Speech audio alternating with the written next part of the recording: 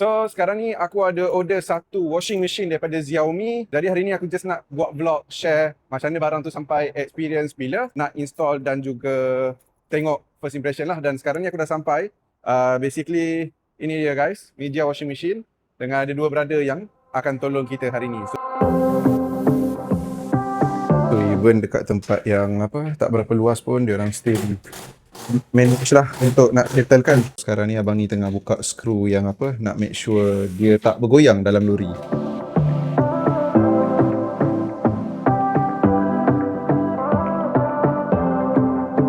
So ini jenis model dia guys. Kalau korang nak beli yang sama, screenshot lah. Ni kita nampak daripada segi penjimatan ataupun penggunaan tenaga, dia dapat 5 star lah. So korang tak payah risau bila trip melambung bila pakai washer ni. Paling best, peace of mind. 12 tahun weh dia bagi warranty. Satu lagi, cekap air. 3 star untuk water efficient. Lepas tak dia nak masuk dekat pintu kecil tu. Weh, lepas.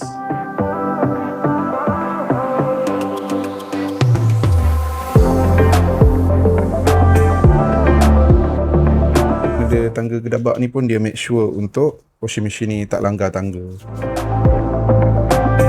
Baru aku perasan lampu tak buka. Baru terang. So untuk front load washing machine daripada meja ni dia 9 kg ya.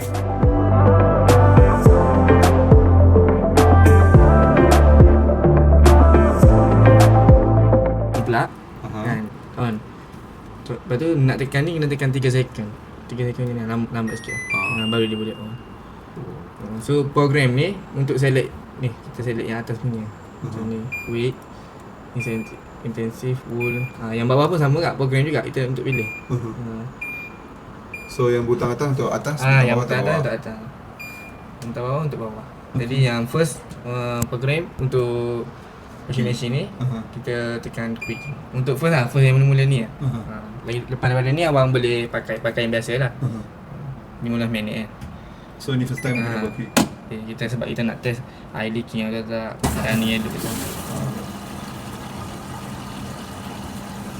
So rumah ni ada wifi bang? Ada wifi. Dan Xiaomi Home apa ada? Xiaomi Home ni app? Dia boleh connect pakai app. Tapi wifi dia kena pakai 2.4 saja. 2.4 saja. Okey kejap saya pergi update. Kebetulan dia kata Xiaomi Home, aku memang ada app dia. So ini app Xiaomi Home. Wifi abang dah setting 2.4 lah? 2.4 kejap.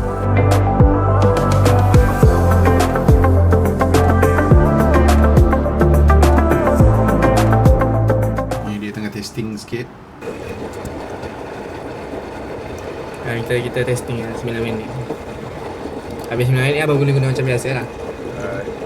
Child lock ni untuk tak nak bagi budak-budak tertekan apa semua kan. Delay. So ni app Xiaomi Home. Aku memang dah ada dia punya body composition scale tu untuk timbang berat badan Xiaomi punya. So kita akan tambah Xiaomi punya washing machine dekat dalam app ni. Okay, so basically dah testing setting. Aku kena try pakai dulu baru boleh cerita lebih kat korang. So stay tune, dalam beberapa minggu lagi aku share pula experience aku testing washing machine daripada Mijia.